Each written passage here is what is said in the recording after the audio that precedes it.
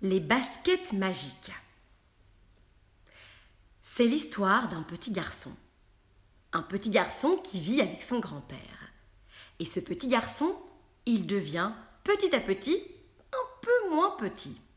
Il est toujours un petit garçon, mais imperceptiblement, il a pris quelques centimètres et les manches de son pull sont devenues trop courtes. Les manches trop courtes, ce n'est pas un vrai problème. On peut quand même continuer à porter des pulls. Et au pire, on tire sur les manches. Son grand-père l'observe et dit « Les pulls, ça attendra. » Par contre, il y avait autre chose qui pose problème. Un vrai problème.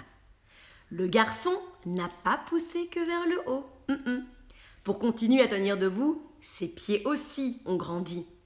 Il ne rentre plus dans ses baskets.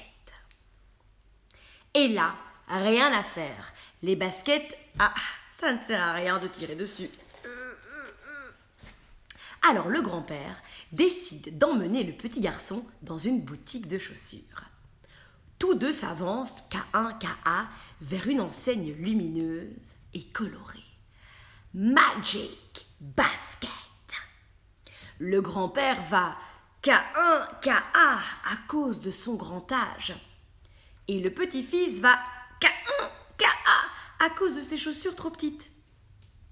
Avant d'entrer dans la boutique, le grand-père regarde le petit-fils. Il le regarde de haut en bas. Il s'attarde un petit peu sur ses manches trop courtes.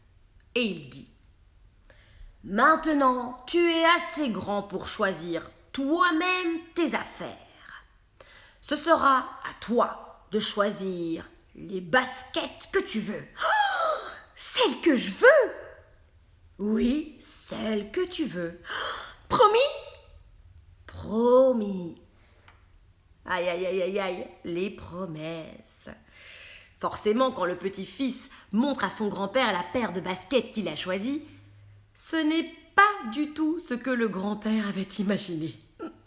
Le grand-père fronce les sourcils, perplexe devant la paire de baskets à scratch couverte de paillettes argentées que brandit son petit-fils avec un sourire de pur bonheur. « Tu devrais quand même les essayer. » Le petit-fils ne se fait pas prier. Scratch et rescratch, le voilà chaussé. L'enfant tourne et se retourne face au miroir. Il marche dans le magasin, il accélère, il court, il recourt, il saute, il rit. Et les baskets pailletées scintillent comme des boules à facettes au milieu des ternes chaussures ordinaires empilées ici et là. Alors le garçon dit « C'est celle-là que je veux !»« Tu es sûr ?»« Oui, je suis sûr !» Il n'y a rien à ajouter. Le grand-père a promis. Et puis, il aime tellement voir sourire son petit-fils. Le lendemain matin, c'est avec un grand sourire que l'enfant chausse ses nouvelles baskets boules à facettes pour aller à l'école. Scratch et rescratch. Pourtant, le soir, quand il revient de l'école, il ne sourit plus du tout. Il se précipite dans sa chambre, se déchausse, se jette dans son lit et pleure à grosses larmes.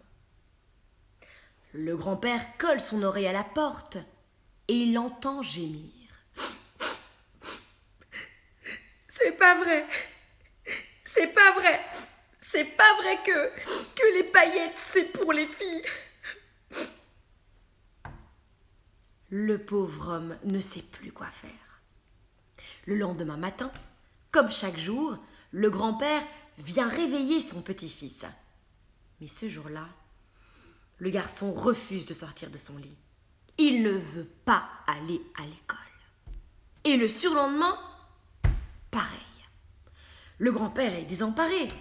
Il s'apprête à sortir de la chambre une nouvelle fois quand un rayon de soleil fait scintiller les baskets boules à facettes jetées là sans ménagement.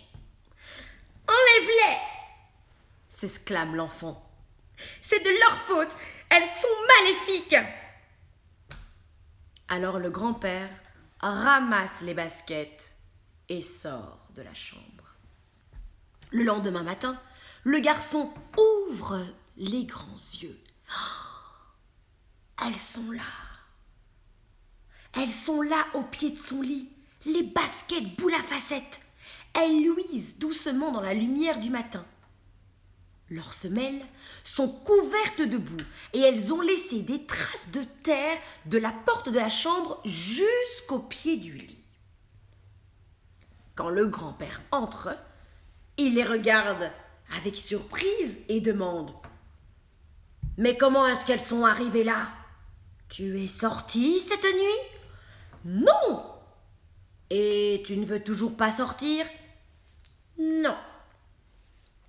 D'accord, prends ton temps. Prends le temps qu'il te faut. » Le vieil homme ramasse les baskets et sort de la chambre. Le lendemain, c'est du sable que les baskets ont ramené sous leurs semelles. Et le surlendemain, c'est de la peinture blanche. Mais où est-ce qu'elles ont bien pu marcher? Le surlendemain, elles ont apporté le ballon de foot que le petit garçon avait perdu dans les buissons. Le surlendemain, c'est le cerf-volant qu'il avait perché dans l'arbre. Et chaque jour, le grand-père entre dans la chambre et demande « Mais comment est-ce qu'elles sont arrivées là? Tu es sortie cette nuit? Non! Et tu ne veux toujours pas sortir? Non. D'accord, prends le temps qu'il te faut. » Alors chaque jour, le vieil homme ramasse les baskets et sort de la chambre. Le lendemain, d'après le cerf-volant, quand le garçon se réveille, il est tout excité. C'est avec une grande curiosité qu'il s'attend à voir ce que les baskets boules à facettes ont bien pu faire de leur nuit. Il ouvre les yeux, il balaye sa chambre du regard, mais rien, elles ne sont pas là. Il se lève d'un bond, il regarde sous le lit, il regarde sous le bureau, sous l'armoire, rien. Il ouvre les tiroirs, il fouille les étagères, rien. Il cherche derrière le rideau et l'autre. Son regard, soudain, est attiré par un scintillement. Derrière la fenêtre, au milieu du jardin, un éclat argenté. Elles sont là, au pied du grand arbre. Sur la plus grosse branche de l'arbre, 2 cordes ont été suspendues. Et au bout de cordes, une planche en bois. Une balançoire. Alors le garçon court dans le jardin, il enfile ses baskets boules à facettes et scratch et rescratch. Il s'assied sur la nouvelle balançoire. Il rit. Depuis la fenêtre de son atelier de bricolage, le grand-père l'observe. Les larmes de bonheur dans les yeux. Le lendemain matin, c'est avec un grand regard de guerrier que l'enfant chausse ses baskets boules à facettes pour aller à l'école. Et scratch et rescratch. Elle brille comme une armure de chevalier.